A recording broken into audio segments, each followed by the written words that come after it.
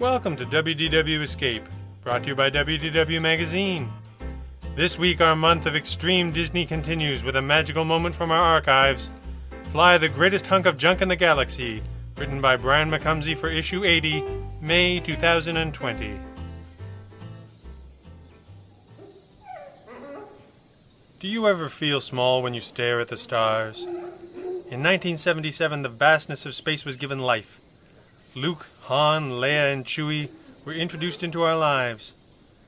This cosmic family became fast friends of anyone who would spend 2 hours with them, or 4, or 8, or 12, and the reaction was massive. We now had family on the planet Tatooine. Family is what really brought the story home, and maybe that's why we connect to that ragtag group in the hunk of junk, the Millennium Falcon. The narrative of Luke, Han, Leia, and Chewie captured that corner of our hearts that knows how love and family should be. On August 15th, 2015, Disney announced that it would be opening Star Wars Galaxy's Edge in both Disney's Hollywood Studios and Disneyland. People who had grown up on Star Wars could now step into the story. Black Spire Outpost, on the planet of Batuu, allows guests to walk the market streets, enter the cantina, and fly the iconic Millennium Falcon. Fanboys and fangirls wept for joy. I am a casual Star Wars fan. Let me explain this in one divisive sentence. I loved The Last Jedi and The Rise of Skywalker. There, I said it. Hate me if you must, but hate is not the way of the Jedi. But even with my casual fandom, the idea of piloting the Millennium Falcon was enough to cause my pupils to dilate. Like so many of the new and refurbished attractions at WDW, the ride doesn't just start when you board your ride vehicle, even if it is the most epic ride vehicle of all. The ride, my friends, starts in the queue. As you walk through the line, you are passing through the Onaka Transport Solutions, where the Millennium Falcon is parked on Batuu. Here you'll wind your way past the Falcon, leading to many great picture spots.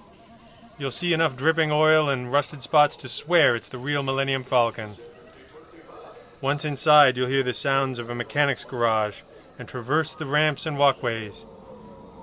Eventually, you'll meet up with Hondo Onaka, the owner of the Onaka Transport Solutions, which has borrowed the Millennium Falcon from Chewbacca. Hondo needs you to blast into a cargo delivery mission for him, deliver as much coaxium, hypermatter required for faster-than-light travel, as possible. After hearing from Hondo, a cast member will assign your party of 6 2 of each role: pilot, gunner, or engineer. Each job requires you to perform a different task. The pilot roles vary between left and right pilot tasks, while the 2 gunner and 2 engineer tasks are pretty much the same. As if you needed a reason to get back in the cockpit, but want to justify another ride to your non-Star Wars loving party, you can point out that each of the 6 positions offers a different ride experience. Your party will take a few steps, walk through the familiar round corridors, and suddenly the queue opens up to a freestanding room. Here you can sit at the Dirjak board, pose for a photo, and generally wait around for just a few minutes in the Falcon's living room before it's your turn. Once called, your group will file through another short hallway and enter the cockpit. You are about to go on an adventure aboard the Millennium Falcon.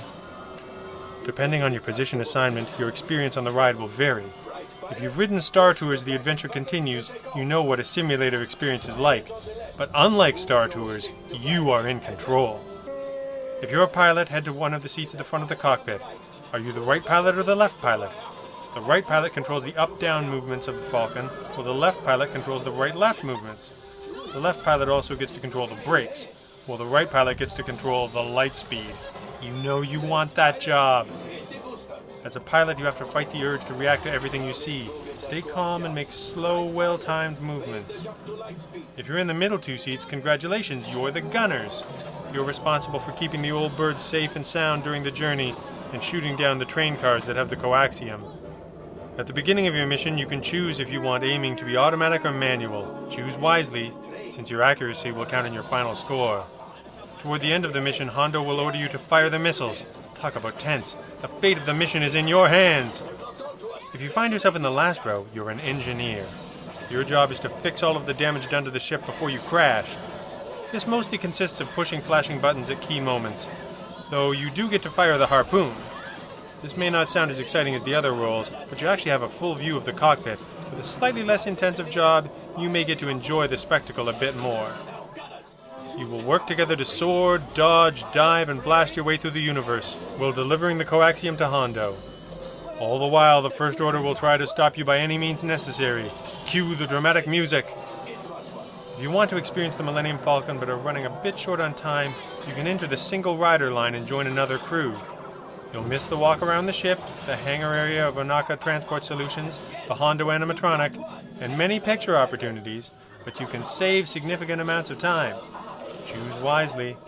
Just know if you're a massive Star Wars fan, this isn't an option that I'd recommend. The best option is to secure a FastPass Plus or head there early in the morning. Depending on when you visit, the wait time might not be horrible. It's probably not worth the risk. After leaving without going through a gift shop, you'll be back to Earth. Well, that too, but you know what I mean. You've just had the experience of a lifetime flying the Millennium Falcon. What could be better? But, back to my question at the beginning. Do you ever feel small when you stare at the stars? I've discovered that there is a massive universe out there, and I need those around me to help me navigate through the twists and turns of the mission of life. I look to the stars, and I feel small. I look to my left and my right, and I realize that my story is connected to the stories of all the people who have guided me this far. I may be the pilot of my story, but I need my co-pilots, my engineers, and my gunners. Without them, the mission wouldn't be as rewarding.